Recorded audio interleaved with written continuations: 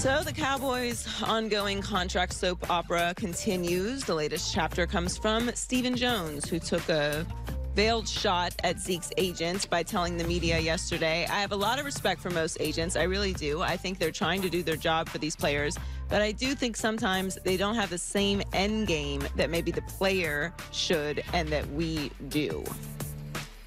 Not really a veiled shot, kind of just basically said everything but his name.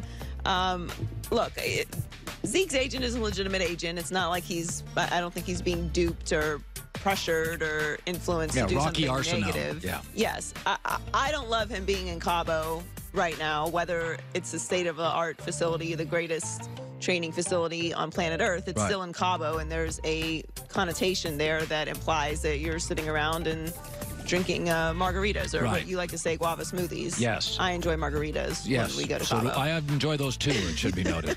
No, the optics aren't good. He's down there partying, but it's just not great optics. So I don't think the advice in that regard is great. I would be exactly where the Cowboys are practicing, just in a different facility the entire time. I would want my teammates to think, yes, I'm holding out.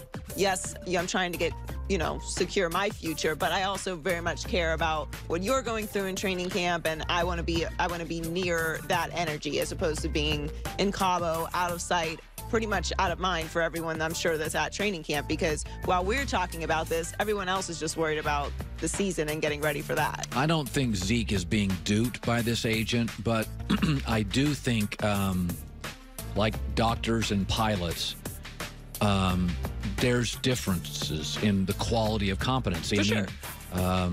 Sully Sullenberger lost an engine and landed on the Hudson, and nobody got a twisted ankle. Then you hear stories about planes. Pilots were in a deep conversation about their girlfriend and hit a mountain. I've had bad doctors. I've had some great doctors. I've had 4 agents, 1 great agent. Not that the other ones weren't competent. So there are competency levels. Tom Condon has been doing this for 100 years. Rocky Arsenault doesn't have another huge client. Zeke is his guy. That doesn't mean Rocky Arsenault's incompetent.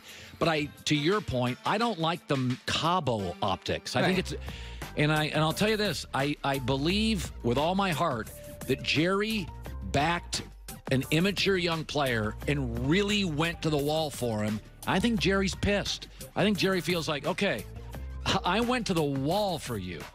And 2 years out, then the optics of going to Mexico. So I think there's some animus here with Jerry. There's some animosity from Jerry for sure, and that's obviously going to probably be shared by Stephen Jones as well. But agents make money when you make money. If you're paying an agent and you're not making any money, you are actually being duped. So yes, there is some investment in this agent getting Zeke this major contract, of course, but I think there's a lot of those personal feelings going on here with Jerry that are playing a role in whether he's going to get this extension done soon or not. So Le'Veon Bell is doing everything he can to make sure he is ready for his return to football after a year away. And since he won't be playing in the preseason, Le'Veon has a request from his teammates. They kind of look at me like we don't want to hurt him in practice, but at the same time, I tell them, like, y'all can give me a little something. If they don't sometimes, like, I'll try to get them something, get them a little upset or something. A lot of times, he'll start seeing guys get a little frustrated, so they try to hit me back, and that's what I need, but they won't take me to the ground. They're not really going for my legs, but hitting me up top and things like that, I need all that. It's very self-aware from Le'Veon, because it's true. He's not getting any play in the preseason, but he hasn't played for a year, and that's great because he has fresh legs, but you need to get a little action. Like, that first hit is going to feel a lot worse if you haven't had a few of those in training camp. Bill Polian, the Hall of Fame general manager, once told me, he said, you have to build up calluses. He goes, you need to hit for 3 weeks.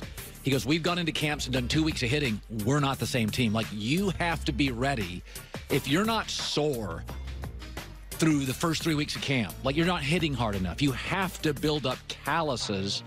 And so I agree with Le'Veon. Andrew Luck, once I had him on the show, and he said, I love getting popped once early. Like, he goes, it wakes me up. Like, the speed of the game, all of a sudden, pow. And he's like, oh, there's real urgency here. Luck's like, I need to get popped early in the game and take a shot. He's probably on an island at his position with that wish. But for running backs, you're going to get impact every single play. So, you know, you're right. You do want to be a little callous and get ready for the season, especially because Le'Veon's been away as long as he has.